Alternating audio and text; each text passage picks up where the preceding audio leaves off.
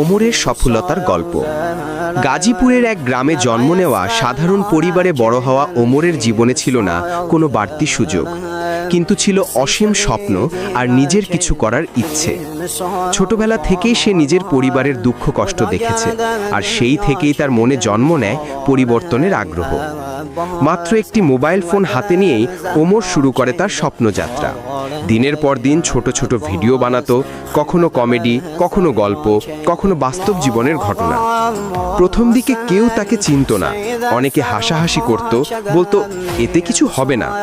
কিন্তু ওমর হাল ছাড়েনি। রাত জেগে ভিডিও এডিট করত, নতুন আইডিয়া ভাবত, আর প্রতিদিন নিজেকে আরও ভালো করার চেষ্টা চালিয়ে যেত। ধীরে ধীরে তার ভিডিওগুলো মানুষের নজরে আসতে থাকে। মানুষের হাসি, আনন্দ আর ভালোবাসা জমতে থাকে তার কন্টেন্টে। একসময় সোশ্যাল মিডিয়া ভাইরাল হয়ে যায় তার নাম ওমর ওয়ান ফায়ার। তার ফ্যান বেস বাড়তে থাকে দ্রুত।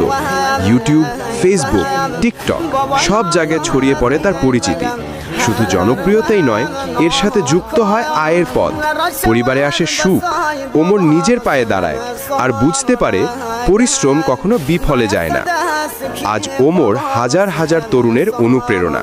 তার গল্প প্রমাণ করে, স্বপ্ন যদি সত্যি করতে চাও তবে শুরু করতে হবে ছোট থেকে, আর হাল না ছাড়লে একদিন সফলতা নিশ্চিত।